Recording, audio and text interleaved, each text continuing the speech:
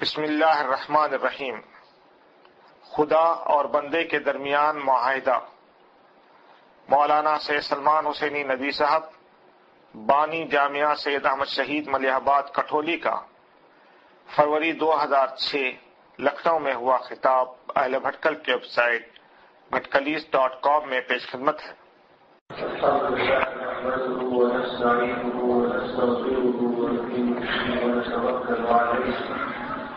ونعوذ بالله من شرور أنفسنا ومن سيئات أعمالنا، من يهده الله فلا مضل له ومن يضلل فلا هادي له، ونشهد أن لا إله إلا الله وحده لا شريك له، ونشهد أن سيدنا ومولانا محمدا عبده ورسوله صلى الله تعالى عليه وعلى آله وأصحابه وأزواجه وذرياته وأهل بيته وبارك وسلم تسليما كثيرا كثيرا.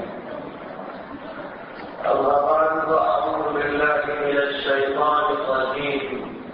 بسم الله الرحمن الرحيم. إن الله اشترى من المؤمنين أنفسهم وأموالهم بأن لهم الجنة يقاتلون في سبيل الله فيقتلون ويقتلون وعدا عليه حقا في التوراة والإنجيل والقرآن، ومن أوفى بعهده من الله فاستبشروا ببيعكم التي بايعتم به وذلك هو الفوز العظيم. التائبون العابدون الحامدون السائحون الراكعون الساجدون الآمرون بالمعروف والناهون عن المنكر والحافظون لحدود الله وبشر المؤمنين. صدق الله العظيم. محترم بزرگوں اور دینی اور ایمانی بھائیوں، اللہ تعالی نے اس دنیا میں ایک نظام شرعی قائم فرمایا ہے اور ایک نظام تکوینی یا نظام کائناتی قائم فرمایا ہے. ایک وہ نظام ہے اللہ کا جو اس کائنات میں اس سرزمین پر جاری وسائل جس کے کارکن اللہ کے بچے، جس کے کارکن اللہ کی طرف سے متعین رضاکار ہیں. کبھی وہ انسانی بھید میں ہوتے ہیں اور کبھی فرشتوں کی اصلی نورانی شکل میں، اور کبھی اللہ اس شکل میں چاہتا ہے انہیں پیش فرماتا ہے. وہ نظام ہوا کے چلنے کا نظام، سورج کے طلوع و غروب کا نظام، چاند کے طلوع اور غروب کا نظام، ستاروں اور سیاروں کا نظام، بارش کے برسنے کا نظام، پودوں کے اگنے کا نظام، جانوروں کے وجود میں آنے کا نظام، ان کی انواع اقسام اور بے شمار مخلوقات جس کو اللہ تعالی نے اس دنیا میں اور کائنات کے چپے چپے پر اپنی قدرت کے اظہار کے لیے، اپنی تبلیغ کے تعارف کے لیے پیدا کروایا ہے.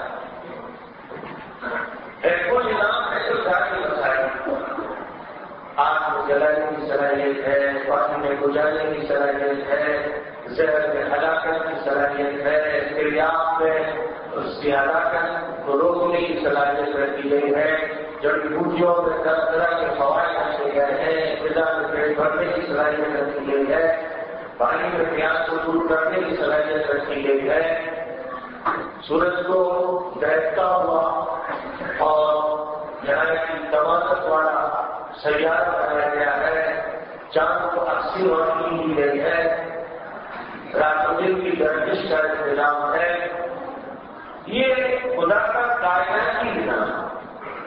اس کائناتی نظام سے کسی کو نہیں، مدلہ متصرف ہے، وہی رافع، وہی خافض، وہی نافع، وہی ضار، اٹھانے والا وہی، گرانے والا وہی، نفع پہنچانے والا وہی، نقصان پہنچانے والا وہی، محیی وہی، ممیت، زندگی دینے والا وہی، موت سے ہمکنار کرنے والا وہی۔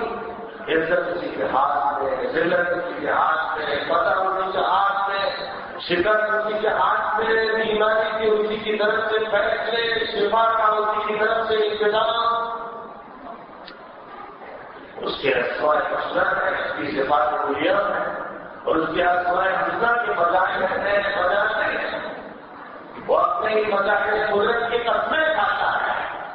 والشمس وضحاها والقمر إذا تلاها والنهار إذا جلاها والليل إذا يغشاها والسماء وما بناها والأرض وما طحاها ونفس وما سواها فألهمها فجورها وتقواها والليل إذا يغشى والنهار إذا تجلى وما خلق الذكر والأنثى إن سعيكم لشتى والضحى والليل إذا سجى والتين والزيتون وطور سينين وهذا البلد الأمين والنازعات غرقا والناشطات نشطا والسابحات سبقا والسابقات سبقا والمدبرات أمرا۔ اس نے اپنے فرشتوں کی جو قسمیں کھائی ہیں، اس نے آسمان کی قسم کھائی، زمین کی قسم کھائی، سورج کی قسم کھائی، چاند کی قسم کھائی، اس نے رات کی اور دن کی اور نفس انسانی کی قسم کھائی، اس نے دھوپ کی قسم کھائی، اور اس کے اپنی قدرت کے مظاہر کی قسمیں کھائے۔ کل جو طریقہ کار خدا کے قدوس نے اختیار فرمایا، وہ پھر حقیقت اس مقصد کی خاطر ہے کہ وہ عبادت فرمانے کے لیے میری قدرت کی دلیلیں، یہ میری تخلیق کے مظاہر، یہ میرے گواہ، رات میرے لیے گواہ، دن میرا گواہ، آسمان گواہ، زمین گواہ، سورج گواہ، چاند گواہ، یہ سب کے سب میری ذات کے، میری صفات کے، میرے اسماء حسنہ کے، میرے تصرفات کے گواہ۔ گویا دی جا رہی ہے کہ ان گواہوں کو پہچانو، میری حجت کو جانو، میرے دلائل اور براہین کو سمجھو، مجھ تک پہنچو، میری صفات کا ادراک کرنے کی کوشش کرو اور صفات کے مظاہر کو، مظاہر کو، مشاہد کو دیکھو تاکہ صفات کو سمجھو اور صفات کو سمجھ کر میری ذات کے قریب ہو،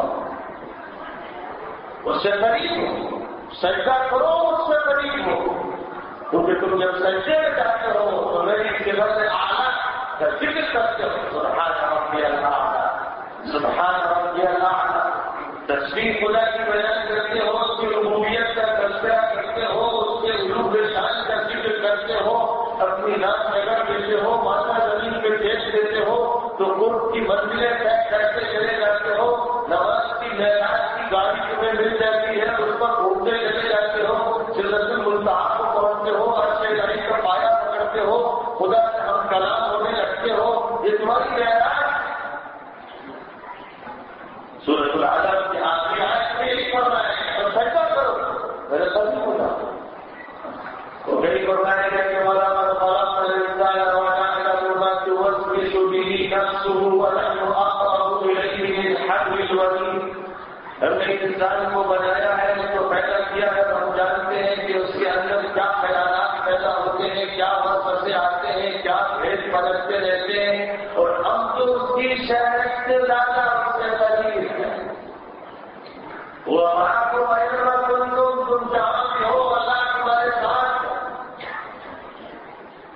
خرچ سے خدا تعالیٰ کی معرفت کی بے شمار انگیزت نشانیاں اور اس کے بے شمار احسانات انعامات جن کو شمار کرنے کی ہمارے پاس کوئی طاقت نہیں ہے۔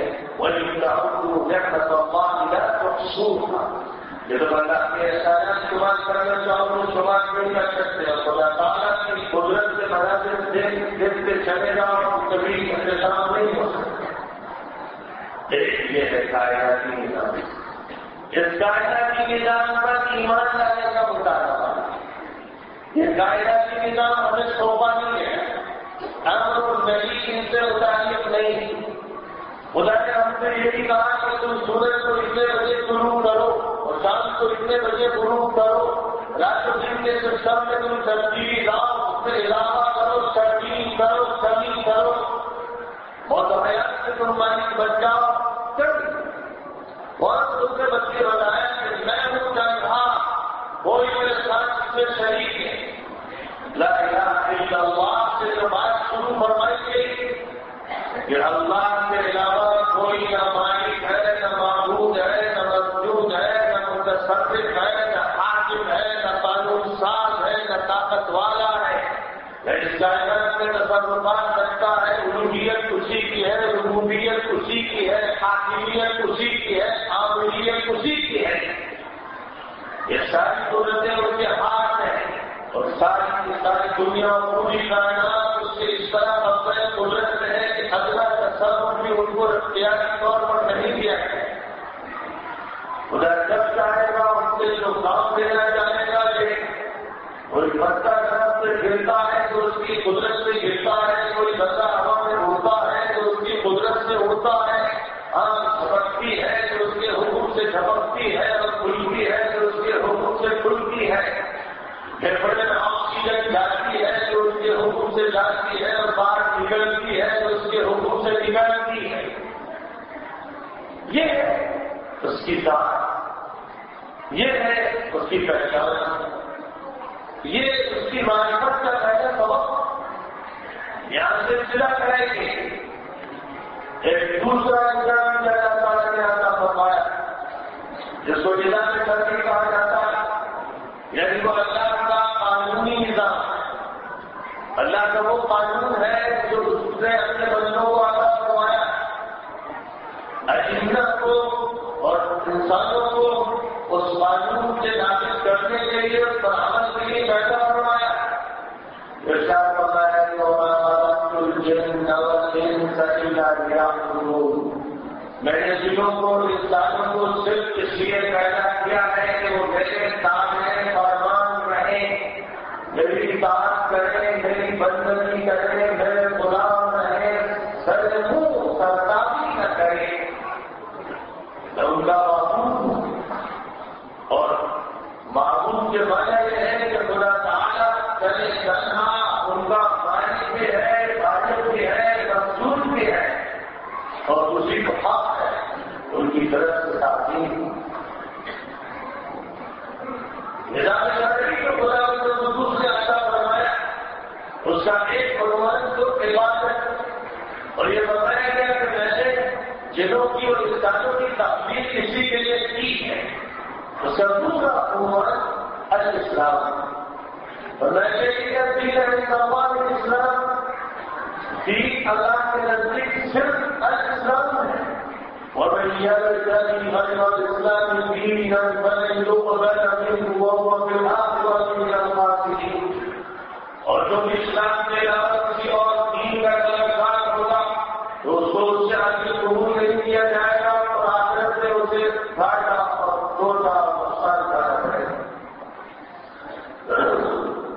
عبادت اور اسلام ان دونوں کو کلی طور پر اختیار کرنے کا حکم دیا گیا ہے۔ ارشاد فرمایا کہ یا ایھا الذین آمنوا ادخلوا فی السلم ولا تتبعوا خطوات الشیطان انہ لکم عدو مبین۔ اے ایمان والو، اسلام سے پورے کے پورے مکمل طور پر داخل ہو جاؤ، یعنی سب کے سب داخل ہو، وہ دسنا کوئی چھوٹا نہ بڑا، نہ مرد نہ عورت، نہ حاکم نہ محکوم، نہ مالک نہ مملوک، اور مکمل اسلام کو اختیار کرو۔ تقسیم کا تمہیں حق نہیں، اپنی طرف سے تنظیم کا تمہیں حق نہیں۔ خدا نے جس چیز کو جس جگہ رکھا، جس درجے میں رکھا، اس میں تبدیلی کا تمہیں حق نہیں۔ کی کلمات اللہ، خدا کے فرمان، خدا کے فیصلوں، خدا کے قوانین وہ کوئی بدلنے والا ہے. جو فیصلہ اس کا ہو گیا اسے قانون کے بارے میں بات نہیں. اس قانون پر اعتراض کرنا، اس قانون میں نیچے نکالنا، اس قانون کے مقابلے پر آنا، اس قانون کے متبادل دوسرا قانون بدلنا، اس قانون کے روکنے یا اس قانون کو پیچھے کرنے کی کوشش کرنا، یہ سب اللہ کے نظام سے بغاوت ہے، یہ سرکشی ہے، یہ سرکاری ہے، یہ کفر ہے، یہ ارتباط ہے، یہ خدا تعالیٰ سے مقابلہ ہے. اور جہاں یہ حکم ہے کہ پورے کے پورے دین میں داخل ہو، یعنی عقائد مکمل طور پر اختیار کرو، اخلاق مکمل طور پر اپناؤ، تعلقات اسلامی ساتھ میں ڈھالو، معاملات کو بالکل اسلامی بناؤ، معاشرت کو اسلام کے ساتھ کرو اور اسلامی مزاج کے ساتھ اس کو اختیار کرو، سیاست کو اسلام کے تابع بناؤ، معاشیات کو اسلام کے نظام کا ایک حصہ سمجھو، اور زندگی کے ہر شعبے کو، ہر معاملے کو اسلام کی اہمیت سے دیکھو، قرآن کے ترجمے سے اس کو اکثر کرو، اور یہ سمجھو کہ کتاب اللہ اور سنت رسول اللہ کی دو سرچشمے میں، ماخذ میں، بنیاد. اسلام میں پورے کے پورے داخل ہونے کا ایک طرف حکم دیا گیا، دوسری طرف یہ بھی فرما دیا گیا کہ جو لوگ اسلام کے لیے سے پکڑے گئے، یعنی عقائد اختیار کرے اور معاملات اختیار نہ کرے، معاملات اختیار کرے اور اخلاق اختیار نہ کرے، تعلقات اختیار کرے لیکن معاشرت اسلامی اختیار نہ کرے، معاشرت اپنائے لیکن اسلامی تمدن کو اختیار نہ کرے، اور اسلام کے مظاہرے کرے لیکن اسلام کی تعلیم کو نہ سیکھے نہ سکھائے. جو لوگ اس طرح کی تقسیم کریں گے، اس سے بکرے کریں گے، خدا تعالیٰ اس دنیا میں انہیں ذلیل کر کے چھوڑے گا. جو خدا کا فیصلہ، یہ فیصلہ کائناتی ہے، جیسے موت کا وقت مقرر ہے، حادثات کے اوقات مقرر ہے، بارش کا وقت مقرر ہے، تبدیل الہی اور غذا الہی واقعات مرتب ہے، مقرر ہے، طے شدہ ہے. ویسے ہی یہ بات کی طے شدہ ہے کہ جب کوئی ملت، کوئی امت، کوئی قوم، کوئی قبیلہ، کوئی خاندان، کوئی فرد نظام شرعی الہی میں تبدیل کرے گا، دنیا تقسیم کرے گا، اس سے حصے بکرے کرے گا، تو خدا تعالیٰ اس کو آگے مذلت میں ڈھکیل دے گا، رسوا کرے گا، ذلیل فرمائے گا اور آخرت میں سب ترین سزا دے گا. الزام فرما دیا گیا کہ تؤمنون ببعض الكتاب وتكفرون ببعض فما جزاء من يفعل ذلك منكم الا خزي في الحياة الدنيا ويوم القيامة يردون إلى أشد العذاب وما الله بغافل عما تعملون. اے لوگوں، تم اللہ کی کتاب کے کسی حصے کو مانتے ہو، کسی حصے کا انکار کر رہے ہو، کسی حصے کو تسلیم کرتے ہو، کسی حصے کو تسلیم نہیں کرتے، کسی کو اپناتے ہو، کسی کو ترک کر دیتے ہو. یاد رکھو کہ اس کی سزا اس کے علاوہ نہیں ہے کہ دنیا میں تمہیں رسوائی کی جائے، رسوائی کے اوپر مسلط کی جائے، اور آخرت میں سخت ترین اور سنگین سزا. یہ بات خدا رسول نے صاف فرما دی تاکہ پھر کسی کو یہ کہنے کا موقع نہ رہے کہ ہم ذلت سے دور ہو جائے. آخر کیا ہو رہا ہے کہ مسلمان رسوا ہے، بے وزن ہے، ان کی کوئی قیمت نہیں ہے، ان کے پھول بہت سے ہیں، ان کے وسائل ہیں، ان کے پاس مال ہے، ان کی اپنی تنظیم ہے، لیکن اس کے باوجود وہ اس قدر ہے، گزرے اتنے ذلیل، اتنے امیر ہے کہ چھوٹا سا ملک اسرائیل انہیں سرکراتا ہے، دھمکاتا ہے، پیستا ہے، ذلیل کرتا ہے، اور ملت کے بعد میں مزید داخل ہوتے چلے جاتے ہیں اور ملت کے بڑے سے گرتے چلے جاتے ہیں. تو بات آپ پرور گئی تھی کہ خدا تعالیٰ کا کسی سے رشتے کا تعلق نہیں، نہ اللہ کا رشتہ ابراہیم سے تھا، نہ اسحاق سے تھا، نہ اسماعیل سے تھا، نہ کسی سے تھا. اللہ نے انہیں اپنا قریب بنایا. کوئی کچھ دہلی رشتہ نہیں تھا، نہ اللہ کسی کا والد ہے نہ کسی کا موجود ہے. اللہ احد اللہ الصمد لم یلد ولم یولد ولم یکن له کفوا احد. کہہ دو کہ اللہ ایک ہے، وہ بے نیاز ہے، مستغنی ہے، اسے کسی کی ضرورت نہیں، نہ اس کی حاجت مند ہے، اس نے کسی کو جانا نہیں، نہ اسے جانا گیا، اور کوئی دوسرا ہمسر برابر نہ تقسیم والا تھا. اس نے کوئی بچہ اڈاپٹ بھی نہیں کیا، کسی کو متمنا بھی نہیں بنایا، بلکہ بس مطمئن ہے سب مخلوق اور حاکم ہے، سب محکوم ہے. انبیاء بھی اس سے بندے، اولیاء بھی اس سے بندے، صلحاء بھی اس سے بندے، سب اقلیت سے گرے ہوئے.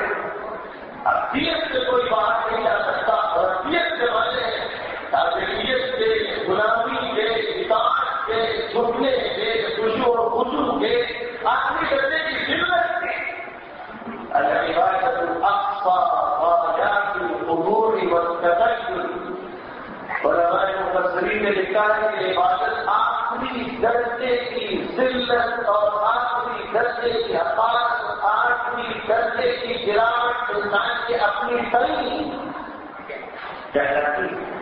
یعنی انسان آخری درجے کی جو ذلت اختیار کرتا ہے، تذلل اختیار کرتا ہے، تواضع اختیار کرتا ہے، چھوٹا کرتا ہے، تو آخری درجے یہ کہ پیشہ میں زمین بدل کے زمین پر رگڑ، اس سے زیادہ کا تصور. تو آخری درجے کی تواضع انبیاء کرام کو سکھائی گئی، اور آخری درجے کی تواضع میں مصنف پائے سب سے زیادہ سجدہ کرنے والے، سب سے زیادہ اللہ کی ابدیت کا دم بھرنے والے، سب سے زیادہ اللہ سے ڈرنے والے سید الاولین والآخرین حضرت محمد مصطفیٰ صلی اللہ علیہ وسلم نے صحابہ کرام کو مخاطب کرتے ہوئے فرمایا تھا: انا اعلمکم باللہ واتقاکم للہ.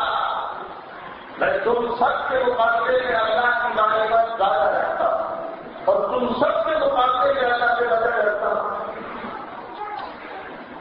اللہ سے زیادہ ڈرنے والے، کیونکہ اللہ کے اللہ کے بندے سے عبد اللہ و رسول، اللہ کے بندے اور اللہ کے رسول.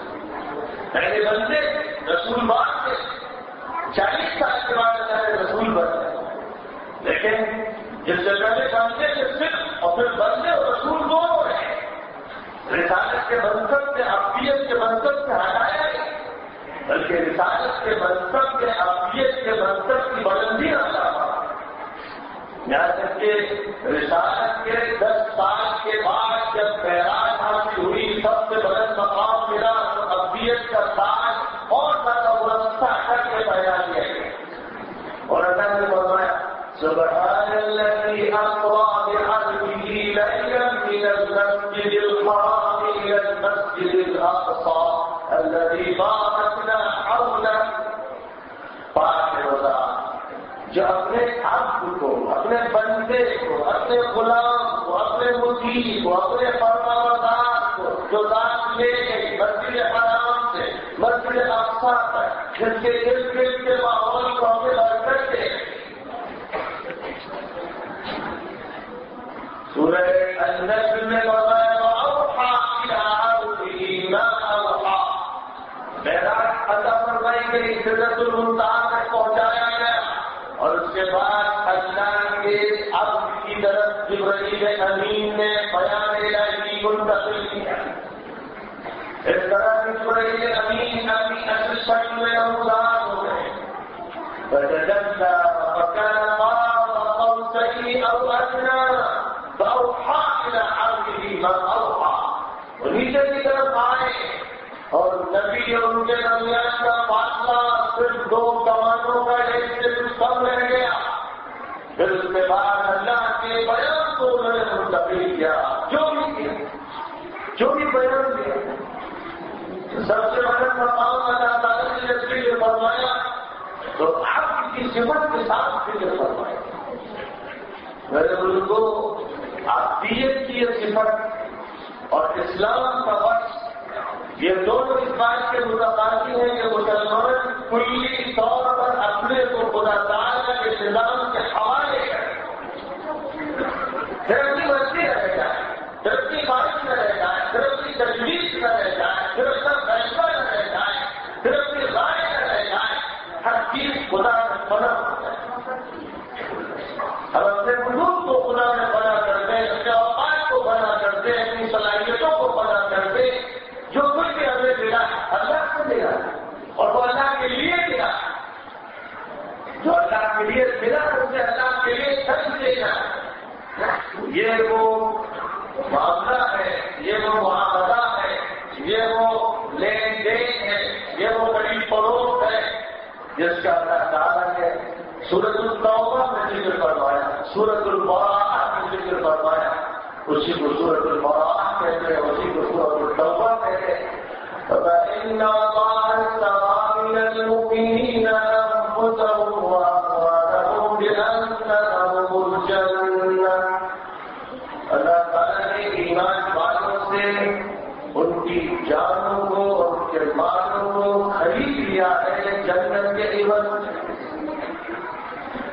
ایماندار اللہ کا اپنے بندوں سے وغیرہ ایمان سے ہوا، یہ معاملہ ایسے بازار میں ہوا ہے، یہ معاملہ مدن اعلیٰ میں ہوا ہے، یہ معاملہ ایسے عدد میں ہوا ہے، یہ معاملہ انبیاء اور رسولوں کی زبان میں ہوا ہے، یہ معاملہ یہ ہے جس کی تجدید مجددین کرتے رہتے ہیں، جس کی طرف توجہ مسلمین دلاتے رہتے ہیں، جس کی دعوت دعات اور مبشرین دیتے رہتے ہیں۔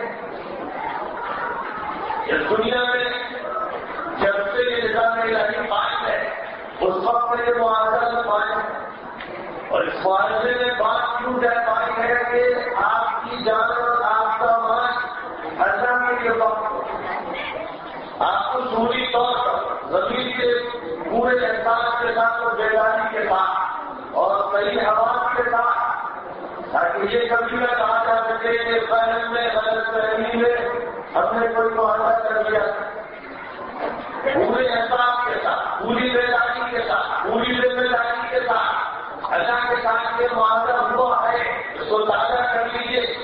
ہم نے اپنی جانیں اور اپنا مال اللہ کے ہاتھ فروخت کر دیا، قیمت جنت میں۔ جو لوگ بھی جنت سے تعلق ہیں، جو جنت جانا چاہتے ہیں، جنہیں جنت عزیز ہے، جو دولت سے خوفزدہ ہیں، اللہ کے عذاب سے کانپتے، جو خدا کے عذاب کو اس دنیا میں اور برزخ میں اور عقبہ میں دیکھنا نہیں چاہتے، وہ خدا کی رحمت دیکھنا چاہتے ہیں، جو یہ چاہتے ہیں تو انہیں پہلے دیکھنا چاہیے کہ ان کے دل میں جو معاہدہ تازہ ہے، ان کے دماغوں میں یہ معاہدہ موجود ہے، ان کی زندگی میں کچھ برائیوں میں اجتماعی، ان کی معاشرت میں، ان کے طور طریق میں، رہن سہن میں یہ معاہدہ لکھا ہوا ہے۔ ہمارے حروف کے ساتھ ابھرے ہوئے نقوش کے ساتھ، اور وہ حروف و نقوش جو دل پر کرنا ہو، دماغ پر نقش معاہدہ ہے۔ آپ کو فیصلہ کرنا معاہدہ ہے تو جنت ہے، معاہدہ نہیں ہے تو دو رکھتا ہے۔ معاہدے کے ساتھ چلتے تو دوست کے فیصلے دو راستے، جسے کوئی راستہ ہے۔ اگر کوئی یہ سمجھتا ہے کہ بیچ کے بہت سے راستے حق ہے باطل ہے، اس میں بیچ میں بھی بہت کچھ، تو بالکل غلط فہمی کا شکار ہے۔ اللہ تعالیٰ نے اس غلط فہمی کو صاف اور واضح الفاظ میں دور فرمائی ہے۔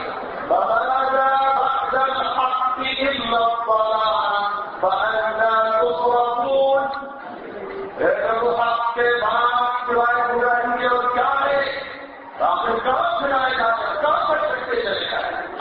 کیا حق ہے اور بیچ میں اگر کچھ ہے تو نفاق ہے، دوگلا پن ہے، جھوٹ ہے، عیاری ہے، مکاری ہے، اور کسی کھاتی کے بیگن میں آستی کے ساتھ ہے۔ حق اور باطل کے بیچ میں اگر ہے تو یہ لوگ،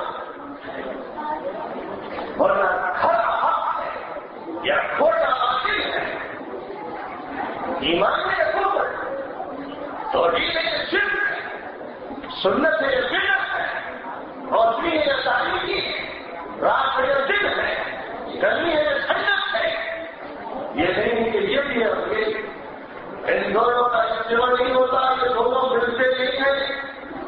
اگر کوئی شخص ایمان کے ساتھ کفر کو بھی اپنے اندر سمیٹے ہوئے، ایمان بھی ہے، کفر کی رسمیں بھی ہیں، کفر کے الفاظ بھی ہیں، کفر کے طور طریق بھی ہیں، کفر کا رہن سہن بھی ہے، اللہ کا قانون بھی ہے، غیر اللہ کی ملاوٹیں بھی ہے، تلبیسات بھی ہے، فریب بھی ہے، اسلامی تمدن بھی ہے، اور غلول اور یہود کا تمدن بھی ہے، اسلامی تجارت بھی ہے، اور سود بھی ہے، اور رشوت بھی ہے، اور اثرات کا معاشی فساد بھی ہے۔ تو پھر یہ نفاق ہے، دوغلا پن ہے، فریب ہے، دھوکہ ہے، عیاری ہے، اسلام نہیں ہے۔ اسلام کا چہرہ کھلوا ہوا نہیں، اسلام کے چہرے پر آپ دھبے نہیں ہیں، اسلام محنت کا چہرہ نہیں ہے، اسلام صاف ہے، شفاف ہے، سنہرا ہے، روشن ہے، تازہ ہے۔ اگر اسلام کا چہرہ ہم کو داغدار نظر آ رہا ہے تو یہ ہمارے چشمے کی خرابی ہے، ہماری نگاہ کی خرابی ہے، یا ہمارے ماحول کی خرابی ہو سکتی ہے۔ ہم نے اس کو دیکھا، آج بے شمار اہل باطل اسلام پر کیڑا اٹھا، اسلام پر تنقیدیں کر، اسلام کو احساس بتا رہے، اسلام پر طرح طرح کے الزامات ٹھوک رہے۔ ظاہر ہے بالکل قطعی طور پر یہ بات واضح ہے کہ وہ اندھے ہیں، بہرے ہیں، گونگے ہیں۔ یہ بات بالکل واضح ہے کہ وہ حق سے دور ہے، محروم ہے، جاہل ہے، کجٹ ہے۔ یہ بات واضح ہے کہ وہ شکلی ہے، ویسے ویسی ہے، درندے ہیں۔ اسلام کا نور وہ دیکھ نہیں پاتے، ان کے دل تاریخ، ان کے دماغ تاریخ، ان کی زندگیاں ناپاک، ان کی معاشرت گندی ہے، اس لیے وہ اسلام کو نہیں دیکھ پاتے۔ یا اگر ایسا نہیں تو پھر ہم اسلام کے آئینے کے سامنے کھڑے ہو کر انہیں دیکھنے گے، یا پھر صورت حال یہ ہے کہ وہ اسلام کو اس لیے نہیں دیکھ پا رہے کہ وہ ہمیں دیکھ لیتے ہیں، اور جب ہمیں دیکھ لیتے ہیں تو ہمیں جہل کی حالت میں دیکھتے ہیں، خرافات میں مبتلا دیکھتے ہیں، قبر پرستی میں لگا ہوا دیکھتے ہیں، خرافات اور عوام میں دیکھتے ہیں، آپس میں جھگڑتے ہوئے دیکھتے ہیں، ذلت میں دیکھتے ہیں، فقیری اور پستی میں دیکھتے ہیں، گراوٹ اور حقارت میں دیکھتے ہیں، اور ہر جگہ کے فلموں اور فساد میں دیکھتے ہیں، شراب و کباب میں دیکھتے ہیں، جوا اور سٹے میں دیکھتے ہیں۔ ہمیں دیکھتے ہیں کہ غلام ہیں ہم، حقیر ہیں ہم، ان سے دبتے ہیں ہم، ان کے سامنے جھوٹتے ہیں ہم، ان کے جوتے اٹھاتے ہیں ہم۔ اس کے بعد اسلام کو کیسے دیکھیں کہ ہم مجرم ہیں، وہ مجرم ہے، ہم مجرم۔ اور سچی بات یہ ہے کہ وہ بھی مجرم ہے، سب تو نہیں، لیکن ایک بڑی تعداد ان کی جان بوجھ کر آپ سے بات کی ہے، جان بوجھ کر آپ کا انکار کرتی ہے، وہ پٹائی کا مظاہرہ کرتی ہے۔ ان کا حال یہ ہے، ان الذين كفروا سواء عليهم أأنذرتهم أم لم تنذرهم لا يؤمنون ختم الله على قلوبهم وعلى سمعهم وعلى أبصارهم غشاوة ولهم عذاب عظيم۔ بڑے کٹے کافر ہیں، بڑے ڈھیٹ قسمت کے محروم کافر، ان کے لیے برابر ہے چاہے آپ انہیں بتائیں نہ بتائیں، سمجھائیں نہ سمجھائیں، خبردار کرے نہ کرے، وہ نالائق ایمان لائن کے لیے ایسے ہی لوگ ہیں جن کے دلوں پر خدا تعالیٰ نے پھپا لگا دیا، ان کے کانوں میں ڈانٹیں گھونٹ دی گئی، ڈبے لگا دیے گئے، اور ان کی آنکھوں پر پردے پڑے، ان کے لیے سنگین عذاب۔ یہ لوگ ایک طبقہ ایسا ہے، اور اکثر دنیا کی بات کو کسی طبقے کے ہاتھ میں یہ جانتا ہے کہ حق کس طرف ہے۔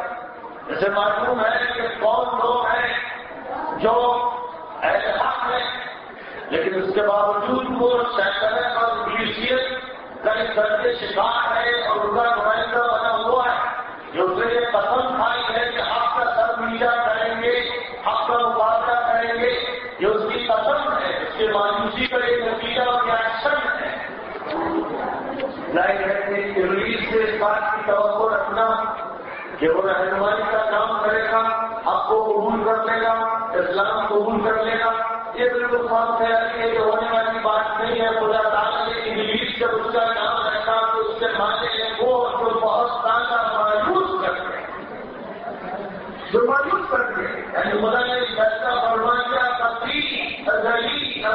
کہ وہ جانتے نہیں۔ اب جو شیاطین الانس ہے وہ شیاطین الجن کے ساتھ مل کر ابلیس کی تابعداری میں لگے۔ شیاطین الجن والانس یوحی بعضهم الی بعض زخرف القول غرورا۔ انسانوں کے شیطان ہیں اور دلوں کے شیطان ہیں جو ایک دوسرے کو مٹی پڑھاتے رہتے ہیں، دھوکہ دیتے رہتے ہیں، سازشوں میں شریک رہتے ہیں۔ آپ جانتے ہیں کہ اس وقت کے بڑے بڑے شیطان کون؟ آپ جانتے ہیں کہ اس وقت کے ابلیس کے ہر سارے رضاکار کارکن اور نمائندے دنیا کے کس ملک میں کن کن عہدوں پر اور کن کن مناظر کو سنبھالے ہوئے ہیں، یہ آپ کو معلوم۔ تھوڑا سا بھی آپ شہر پر زور ڈالیں، حادثے پر ذرا سے زور ڈالیں گے تو ایک لسٹ آپ کے سامنے آ جائے گی۔ شیاطین الانس ابلیس سے رضاکار، لیکن ایک بہت بڑی تعداد ایسے لوگوں کی ہے جن کے لیے ہم رکاوٹ بنے، جن کو عذاب کی طرف آنے نہیں دے رہے۔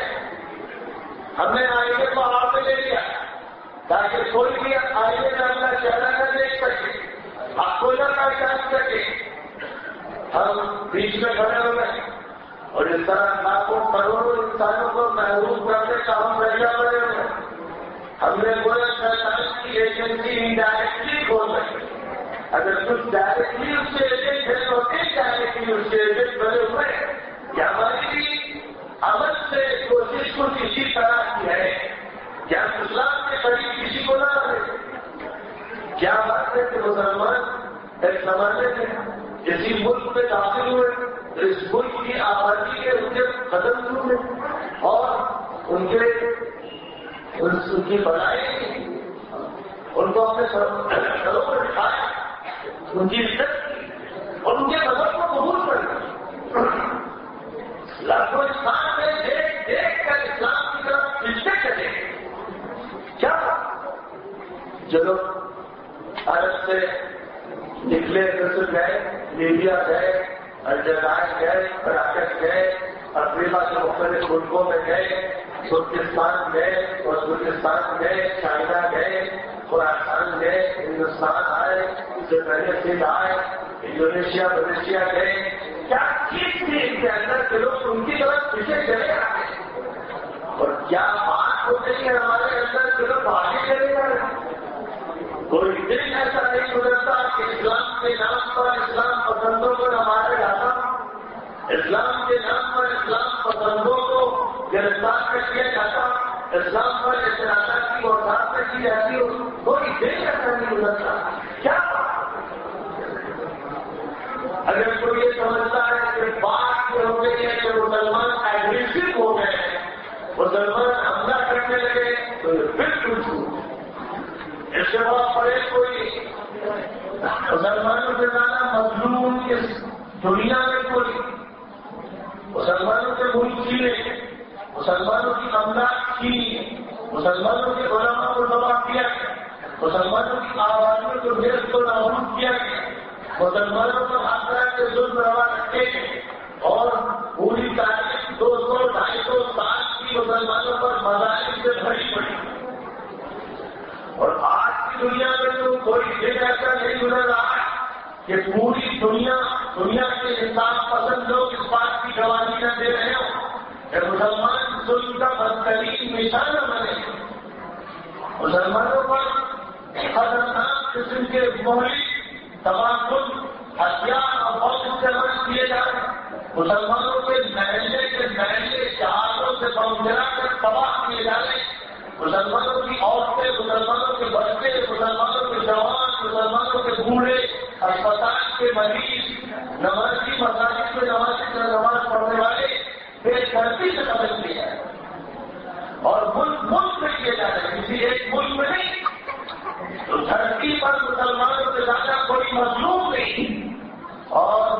یہ ایسا مقدمہ نہیں ہے جس کے لیے ہمیں سوال دینے پڑے.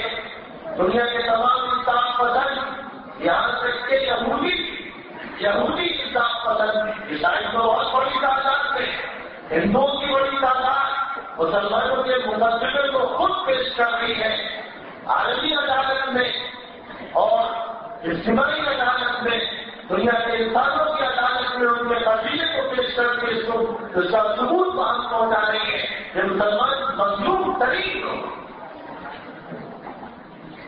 واقعہ یہ مسلمانوں کی طرف جو نسبت کی جاتی ہے واقعات کی کہ وہ دھماکے کرتے ہیں، دہشت گردی کرتے ہیں، یہ دشمنوں کی ایجنسیوں کی کارروائیاں، یہ ان کی بدماشیاں اور بدعمالیاں، یہ الزامات اور اعتراضات کرنے کے مسائل ان کو تیار کیا جاتا ہے. دنیا کی سب سے خطرناک ایجنسی مرتاد، اسرائیل کی ایجنسی مرتاد کا یہی مشن ہے پوری دنیا میں. اس طرح کے دھماکے کر کے مسلمانوں پر الزام عائد کر کے انہیں بدنام کیا جائے اور ان کے جوانوں کو جیلوں میں ڈھونڈا جائے اور ان کی آبادیوں پر بم گرائے. اس پر تحقیقی مقالات آ چکے ہیں، رپورٹ آ چکی ہے، عیسائیوں کی آ چکی ہے، یہودیوں کی آ چکی ہے. اس کے جاسوس پکڑے جا چکے ہیں، ثبوت وہاں مل چکے ہیں.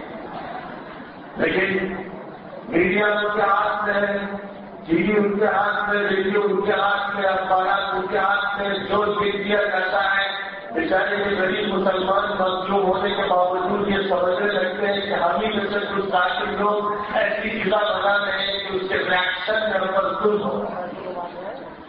یہ خبر سازی کی مہم ہے، یہ کارخانہ ہے جس سے جھوٹی خبریں گھڑی جاتی اور اس کے بعد نیوز ایجنسیوں کو پاس کی جاتی اور ان کے ذریعے سے یہ خبریں پھیلائی جاتی ہیں فضا میں تاکہ ٹی وی کی اسکرین پر انہیں کو دیکھا جائے اور اخبارات کے سماج میں انہیں کو پڑھا جائے. اکثر لوگ جو پڑھے لکھے تھے اور جو پڑھے لکھے ہیں وہ کچھ نہیں پڑھتے جو انہیں پڑھنا چاہیے. نتیجہ اس کا یہ کہ لینا فیصد سے زیادہ آواز آج ہماری ایسی تو ہمارے سے واقف نہیں، ان کے معاشرے اور سرکشوں سے واقف نہیں.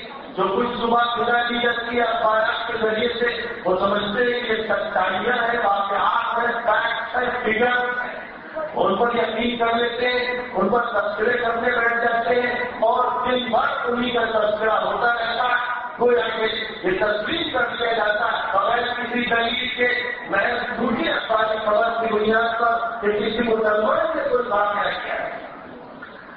افسوس کی بات یہ ہے کہ ہندوستان کی فسطائی طاقتوں نے بھی اسی پالیسی کو اختیار کیا ہے. لہٰذا جہاں مسلمانوں کو ملوث کر کے دکھایا جاتا ہے، ان پر الزامات تھوپے جاتے اور جھوٹ موٹ کسی کو راستے سے پکڑ کر جیل میں بند کر دیا جاتا ہے اور ٹارچر کر کے اس سے بیانات جبرن لکھوائے جاتے ہیں تاکہ اس امت کو بدنام کیا جس کے حقائق بے شمار سامنے آ چکے ہیں. عجیب کی صورتحال ہے کہ یہودی اور مسلم اور عیسائی سارے ایسے باتیں گویا مل گئے ہیں کہ اس امت مسلمہ کو اٹھنے نہیں دینا ہے، اسے کچل دینا ہے، اسے جینے نہیں دینا. اور اگر آپ اس کو صحیح والوں میں سمجھنا چاہتے ہیں تو اس سے اس کو سمجھ لیجیے کہ قرآن اللہ کی کتاب، معجزات، نور، ہدایات، اشارات، خدا کا کرم، اس کا فضل، اس کے باشا ہوا دریا، اس قرآن پاک کے چشمے پر پابندی لگانے کے لیے رات و دن کو بھیجے. اور جس ملک میں بھی کسی حکومت نے قرآن کے مدرسے کھولے تو اس حکومت کو انہوں نے ختم کیا، اس کی اسمبلی کو. اگر انہیں کچھ حملہ کرنے والوں سے دشمنی کی اور اس کا ثبوت ان کے پاس تھا تو انہیں گرفتار کرتے، پکڑتے، جو واقعی قرار معافی سزا کی انہیں دی جاتی. اور اس کے دشمنی کے کیا مانے اور اس کے پردے سے دشمنی کے کیا مانے، سرپرست اسپاٹ کی دشمنی کے کیا مانے، غیر اسکولی نظام سے دشمنی کے کیا مانے، اسلامی معاشرت سے دشمنی کے کیا مانے. کیا آپ اس کے پیچھے یہ محسوس نہیں کرتے کہ قباحتیں ہیں، گندگیاں ہیں، ناپاکیاں ہیں، ابلیسیت ہے جو بولتی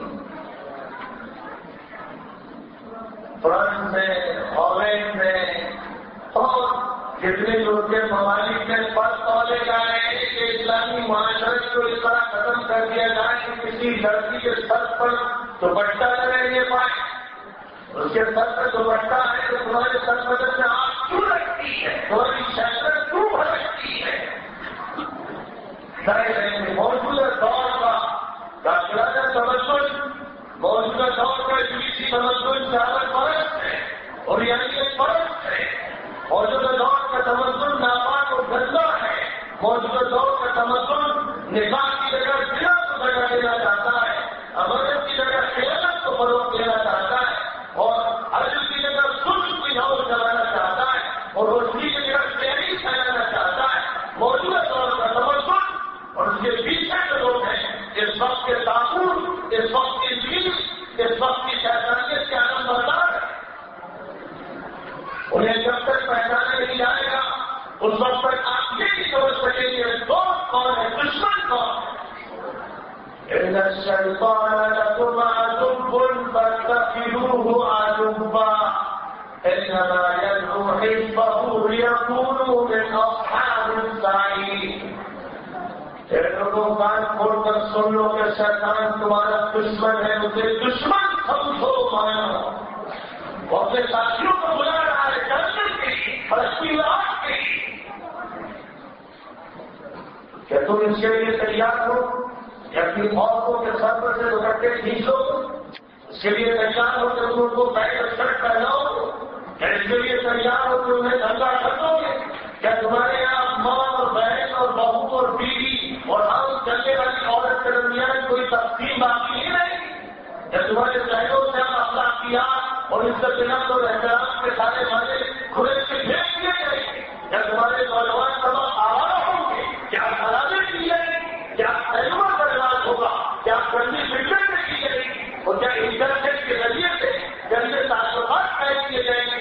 چیکنگ کی جائے گی, ہر اس سے نہ کرنا چاہیے اور بات برباد کیے جائیں گے, غلط تعلقات قائم کیے جائیں گے اور آنکھوں کو اپنے شرم سے محروم کر دیا جائے گا اور پیٹ کو آنا سدھر سے محروم کیا جائے گا.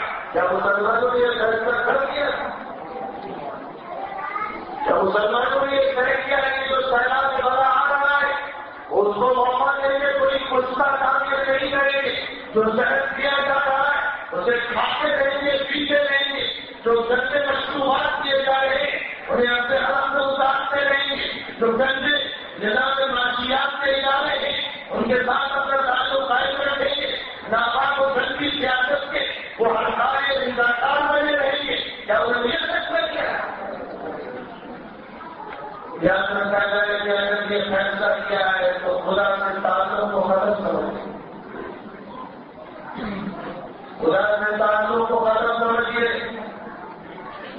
فَيَتَّخِذِ الْمُؤْمِنُونَ الْكَافِرِينَ أَوْلِيَاءَ مِن دُونِ الْمُؤْمِنِينَ وَمَن يَفْعَلْ ذَلِكَ فَلَيْسَ مِنَ اللَّهِ فِي شَيْءٍ إِلَّا أَن تَتَّقُوا مِنْهُمْ تُقَاةً وَيُحَذِّرُكُمُ اللَّهُ نَفْسَهُ وَإِلَى اللَّهِ الْمَصِيرُ وَاللَّهُ رَءُوفٌ بِالْعِبَادِ.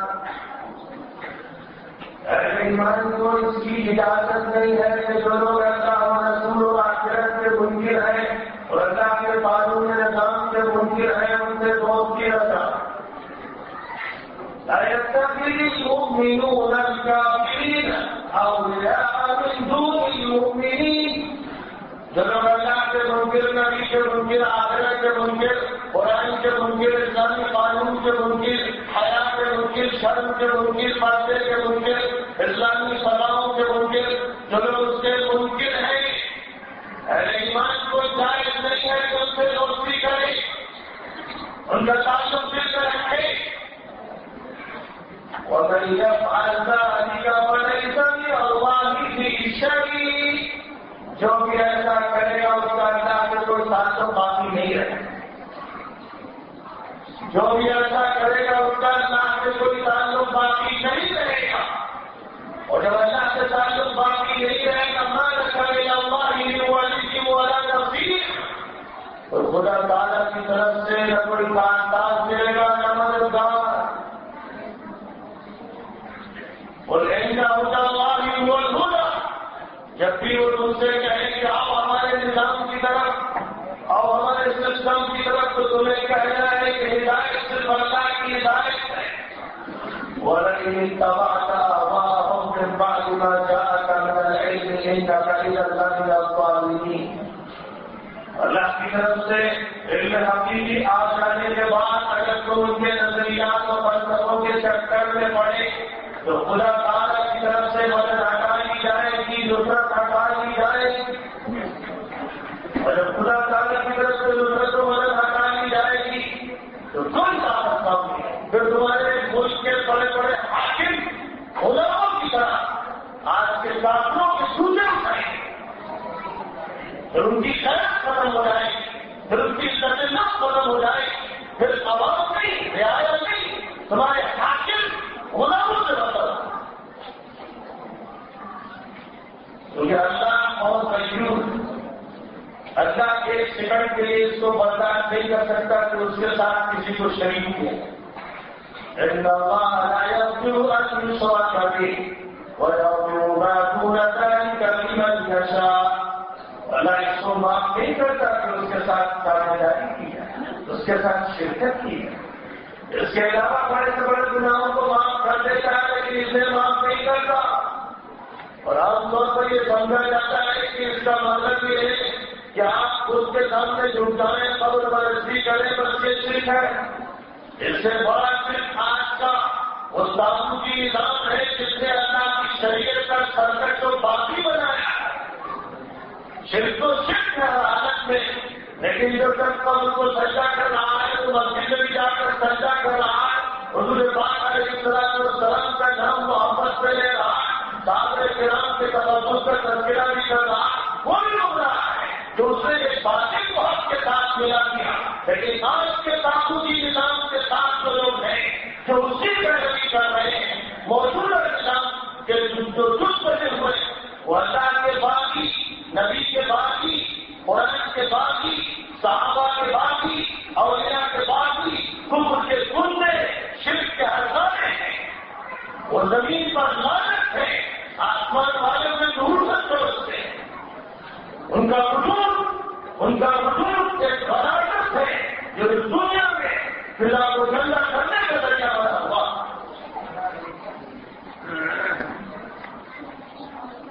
اللہ تعالیٰ نے صاف فرمایا فَمَن يَكْفُرْ بِالطَّاغُوتِ وَيُؤْمِن بِاللَّهِ فَقَدِ اسْتَمْسَكَ بِالْعُرْوَةِ الْوُثْقَىٰ لَا انفِصَامَ لَهَا وَاللَّهُ سَمِيعٌ عَلِيمٌ.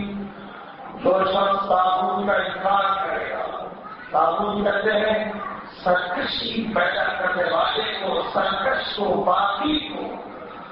وہ باقی فرق ہو یا جماعت ہو یا حکومت ہو یا قانون ہو یا سسٹم ہو یا نظام ہو یا ادارہ ہو یا تنظیم ہو، جو بھی خدا کی بغاوت پیدا کرے،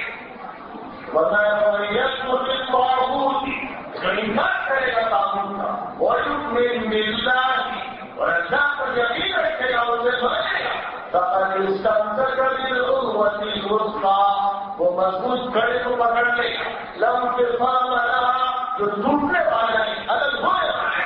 اور اللہ سن رہا ہے، جانتا ہے.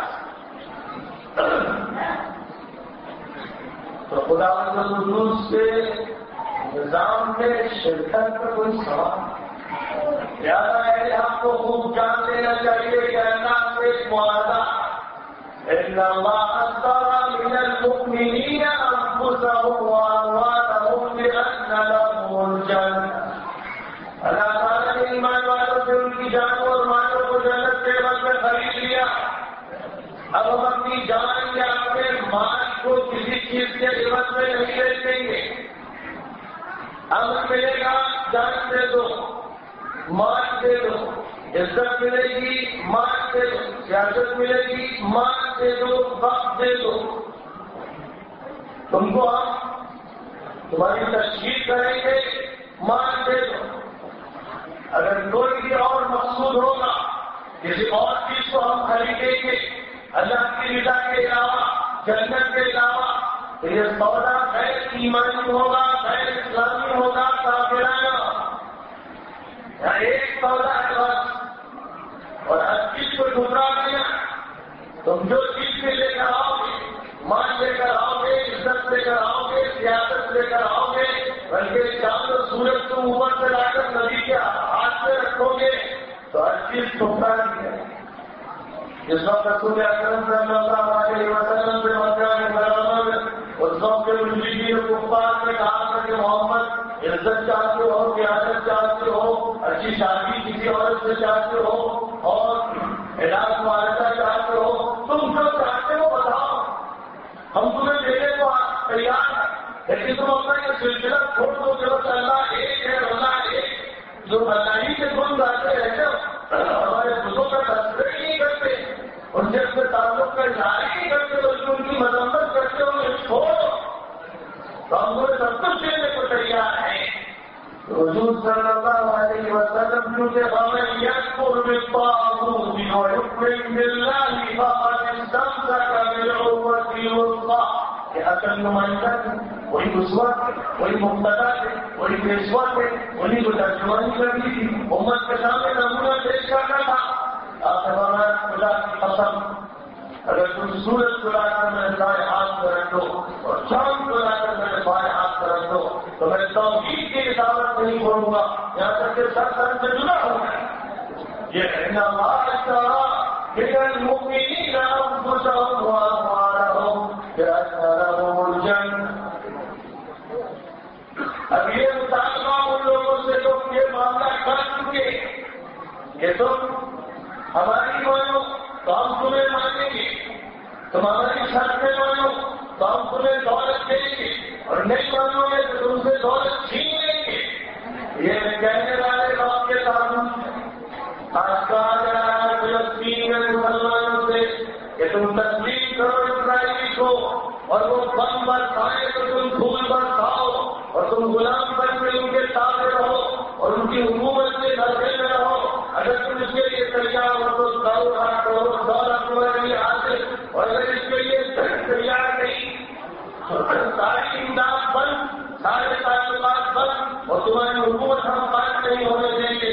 اللہ تعالیٰ عزت کرتے ان کی اور اللہ انہیں سرگرم فرمائے جو انہوں نے بائیں حمایت سے ٹھکرا کی یہ ساری شرطیں اور کہا کرتے پہلے کوئی چھوڑ کر کے تمہاری امداد کو ہم جانتے ہیں، ہم اللہ کے دین کو اور اللہ کے نظام کو نہیں چھوڑیں گے، ہم جانتے ہیں کہ ضرور خدا کے ہم لالچی ہیں، ان پر اللہ کا قدر اور اللہ کی بہتر ترقی رہی اور اللہ نے ہم کو حکم دیا ہے کہ ہمیں نکالے یہ ظالم ہے، یہ غاصب ہے، یہ ڈکیت ہے، یہ چور ہے، یہ دنیا بھر سے نکال کر یہاں لائیں گے، ان کا مجرم برطانیہ، ان کا مجرم امریکہ، ان کا مجرم یورپ اور ان کے لاکھوں انسانوں کو مارنے والا اور اس میں لڑنے والا اور ہمارے چیز سے خنجر بنا کے بھونکنے والا، ہم اس کے لیے تیار نہیں کہ تمہاری دولت لے کر ہم اپنے مشن کو چھوڑیں۔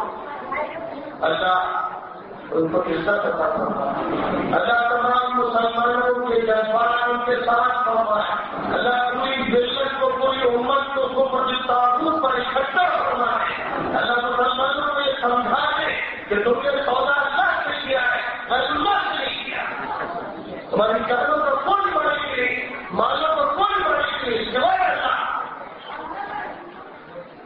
اللہ چاہے گا تو گھر میں بیٹھے بیٹھے اور بستر سے لے کے مر جاؤ گے اور اپنی عزت کی کرسی میں مرو گے اور خدا چاہے گا تلاؤ کے سائے میں نہیں مرو گے اور تم بہو کے نیچے نہیں مرو اور وہ حیات اللہ کے ہاتھ میں ہے۔ اگر اس بات کو ذہن سے نکال دیا اور یہ سمجھے تم کہ موت کسی کے ہاتھ میں ہے، اگر ہم نے اس کی بات نہ مانی تو وہ موت دے گا اور حیات کسی کے ہاتھ میں ہے، بات نہ مانی تو حیات دے گا، تو سمجھ لو کہ تم دجال کے شکار۔ وہ بھی یہی کہے گا کہ میرے پاس جنت ہے، میرے پاس دوزخ ہے، میں موت اور حیات کا مالک ہوں، اور مدینہ منورہ سے جب ایک شخص نکلے گا جب وہ پڑاؤ کیے وہ ہوگا مدینہ منورہ کے باہر کہ اندر نہیں آ سکے گا اللہ کے قدرت سے اللہ کے فیصلے سے، ایک مسلمان باہر نکلے گا اور وہ یہ کہے گا کہ تو مجھے مانتا ہے کہ نہیں، میں رب ہوں، میں مالک ہوں، تو وہ کہے گا کہ تم کافر ہے، جھوٹا ہے، دجال ہے، تو پھر تلوار سے اس کے سر میں بھاگ کے دو ٹکڑے کر دے گا، دونوں ٹکڑے بکھر جائیں گے، ان کے بیچ میں چڑھے گا اور اس کے بعد پھر اپنے جادو سے انہیں جوڑ دے گا، 100 بازی کا فن دکھائے گا، وہ پھر کھڑا ہوگا تو کہے گا آپ پورے کہ میں ہوں موقعات کا مالک، تو وہ مسلمان کہے گا مدنی آقائے رمضان کا غلام، صحابہ کرام سے محبت کرنے والا، اور اللہ تعالیٰ کہے گا کہ آپ کو مجھے مزید یقین ہو گیا کہ تو بچہ، اب مزید یقین ہو گیا کہ تو بچہ۔ ہم لوگوں کو 1947 سے پہلے 17ویں صدی 18ویں صدی 19ویں صدی میں معلوم تھا کہ برطانیہ کے صہیونیت زدہ لوگ صلیبیت کے بارے میں انسان دشمن دے رہے سب پارٹی ویکسین ہم نے اپنی لاشیں دیکھی اسی ملک میں، ہم نے اپنے لوگوں کو جیل میں تڑپتے دیکھا، ہم نے دیکھا تھا کہ توپ کے سہارے پر بار بار کے ان کے پلاسٹک اسی ملک میں اڑائے گئے تھے۔ ہمارے پاس کی پوری تاریخ ہمیں معلوم ہے کہ امریکہ کے ریڈ انڈینز کو لاکھوں کی تعداد میں تحقیق کیا، ان امریکیوں نے انہوں نے آج تک ہاتھ کو حکومت سے رکھی، یہ پوری تاریخ لاکھوں انسانوں کو تباہ کر کے ان کے ملک میں قبضہ کیا۔ اس کے بارے میں ہمیں پہلے سے معلوم ہے کیا ہم دھوکہ کھا رہے ہیں، کیا ہم یہ سمجھیں گے کہ وہ امن کیا نمبردار، کیا ہم یہ سمجھیں گے کہ وہ جمہوریت کیا نمبردار، کیا ہم یہ سمجھ لیں گے کہ وہ انسانیت کیا نمبردار۔ آج اللہ تعالیٰ نے غیر مذہب والوں کو بھی بولنے کی تو ہم اللہ فرمائی، کوئی دن نہیں گزرتا کہ دنیا کے اہم پرچوں میں، انگلش پرچوں میں، فرینچ پرچوں میں، جرمن پرچوں میں، رشین پرچوں میں، اردو اور ہندی کے پرچوں میں امریکہ کے خلاف مضامین کا تمہارا نہ بناؤ، لیکن باوجود اس کے چاروں طرف سے دنیا جیت رہی ہے، کھڑا رہی ہے، چلا رہی ہے۔ امریکہ کو بے غیرت اور بے حیا دنیا کی چیزیں سننے کے لیے تیار نہیں، کیونکہ وہ وقت کے دجال کی تنظیم ہے، اس کی تیاری میں لگے۔ تو معلوم یہ ہوا کہ اس میدان میں وہی لوگ کام آئیں گے اور کامیاب ہوں گے، وہی اہل حق ہے جو ہر شخص کو، ہر پیشکش کو پائے حقارت سے ٹکرائے اور یہ کہیں کہ موت آیات کا اللہ مالک ہے، اس سے ہمارا سودا ہو۔ إن الله اشترى من المؤمنين أنفسهم وأموالهم بأن لهم الجنة اللہ نے ایمان کی جان اور مالوں کو خرید يقاتلون في سبيل الله فيقتلون ويقتلون۔ اللہ کے راستے میں وہ جانے دیتے ہیں، شہید ہوتے ہیں، کبھی دوسروں کو مارتے ہیں، کبھی خود اپنی جان کے نظرانے پیش کر دیتے ہیں، کبھی ظاہری دنیا میں شکست نظر آتی ہے اور کبھی وہ فتح مند نظر آتے ہیں، اور ہر حالت میں وہی پاتے ہیں، کیونکہ جب وہ شہید ہوتے ہیں تو بھی پاتے، اور جب وہ ظاہری اور مال کی شکست کھاتے ہیں تو بھی پاتے۔ کسی حالت میں بھی وہ محروم نہیں رہے، یا تو انہیں فتح کے ساتھ غلبہ اور عزت حاصل ہوتی ہے، یا شہادت کی سکونی حاصل ہوتی ہے۔ وَأَنزَلْنَا عَلَيْهِ حَقًّا بِالتَّوْرَاةِ وَالْإِنجِيلِ وَالْقُرْآنِ۔ اور اللہ کا وہ معاہدہ ہے، وہ وعدہ ہے جو تورات میں بھی لکھا ہوا ہے، انجیل میں بھی درج ہے، قرآن میں بھی لکھا ہے۔ یعنی اللہ کی آسمانی کتابوں میں اس وعدے کا بار بار ذکر آیا، موقت در موقت۔ یہ کوئی سرسری بات نہیں ہے، یہ بہت سے احکام میں سے ایک حکم نہیں ہے، یہ وہ حکم ہے جو سورۃ اولیٰ میں بھی چلا پہلے طریقوں میں بھی اس کا تذکرہ، اور قرآن نے اس کو مزید مؤکد کر کے کہ یہ پکا معاہدہ جو تورات میں لکھا، انجیل میں بھی لکھا گیا، موسیٰ کو بتایا گیا، عیسیٰ کو بتایا گیا، آخر نبی حضرت محمد صلی اللہ علیہ وسلم کو عالمی دنیا کو بتایا گیا، اور قرآن نے اس کا باقاعدہ اعلان کر دیا۔ پھر فرمایا وَمَنْ أَوْفَىٰ بِعَهْدِهِ مِنَ اللَّهِ فَاسْتَبْشِرُوا بِبَيْعِكُمُ الَّذِي بَايَعْتُم بِهِ وَذَٰلِكَ هُوَ الْفَوْزُ الْعَظِيمُ۔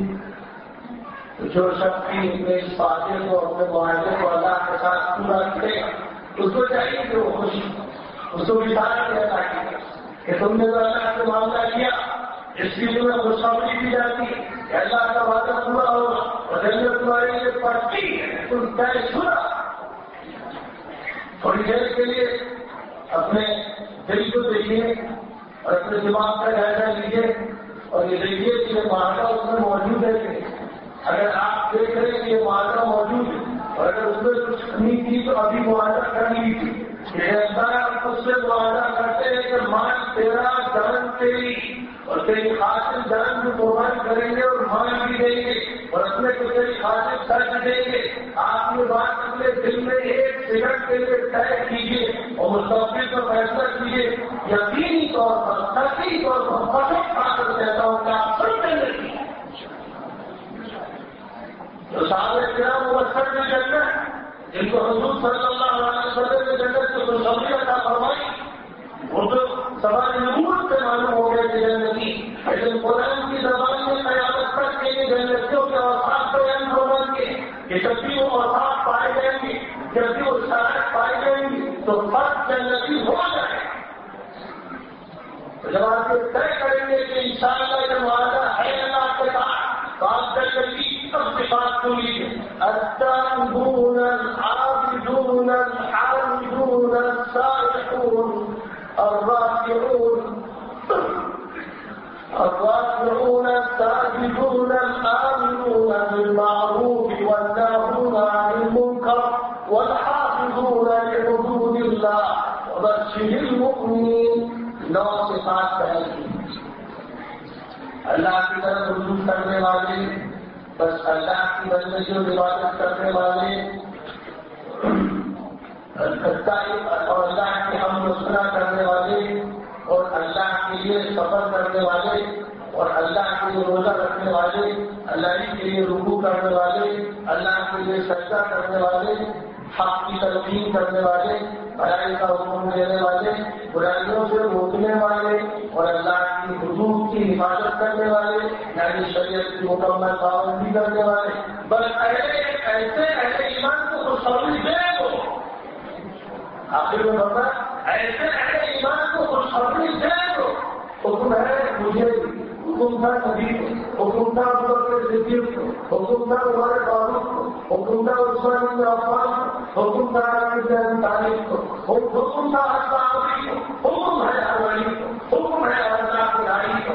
وبشر المؤمنین جو ایمان اتفاق سے حاصل ہو انہیں خوشخبری دے دو جنت کی. حکم ہے اللہ اور میں اللہ کے حکم سے آپ کو جنت کی خوشخبری دے رہا ہوں. اب یہ صفات 11واں پارہ اٹھا کر آپ خود قرآن پاک میں دیکھ لیجیے گا. ترجمے والے قرآن پاک میں تفسیر والے قرآن پاک میں یہ اوصاف کیا تائبون عابدون حامدون السائحون الراكعون الساجدون الآمرون بالمعروف الناهون عن المنكر الحافظون لحدود الله. بس ان صفات کو دیکھیے اور ان کو اپنے اندر ڈھالیے ان کا رنگ اختیار کیجیے اور اس کے بعد امت مسلمہ کو اگلے مورچے کے لیے تیار اس دن کے لیے اس مستقبل کے لیے تیار کیجیے جس کے لیے اللہ کا فیصلہ ہے کہ خدا تعالیٰ انہیں غالب فرمائے گا وہی ہمارے لیے لشکر معلوم آئے گا. کان کھول کر سن لو کہ اللہ کا حفظ اللہ کی پارٹی ہی کا اللہ تعالیٰ ہم سب کو اس کو سبھی کا بسائش فرمائے اور اللہ محنت میں بہت کرم سے ایسا ایمان نصیب فرمائے اور ایسی صفات عطا فرمائے جو اسے پسند ہے. وآخر دعوانا الحمدللہ.